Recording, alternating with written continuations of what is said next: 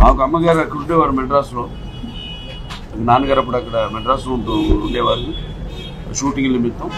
ఎప్పుడన్నా చుట్టూ వచ్చి వెళ్తూ ఉండేవాళ్ళు.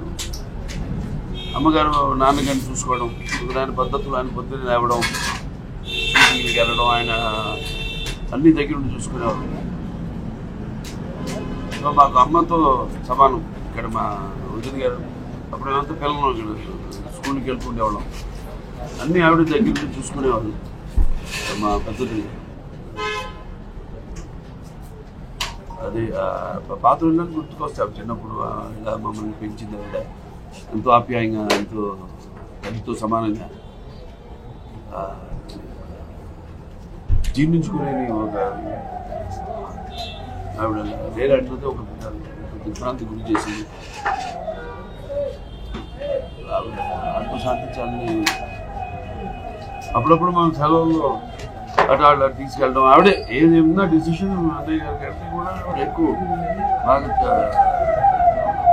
ఆయన ఒక నియంతగా ఉంటే ఈవిడేమో మాకంత స్వాతంత్రాన్ని ఇచ్చి అలా పెంచడం.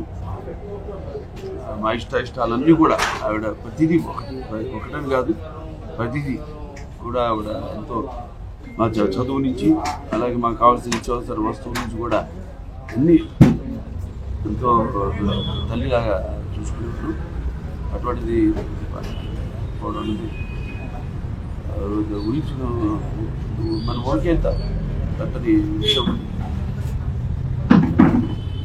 ఆవిడకి ఆ భగవంతుడు ఆవిడ ఆత్మ శాంతి చేకూర్చాలి.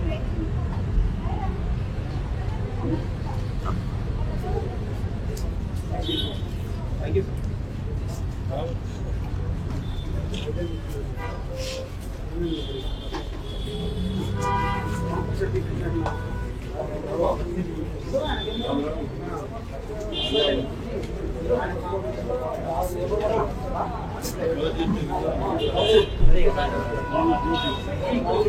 you.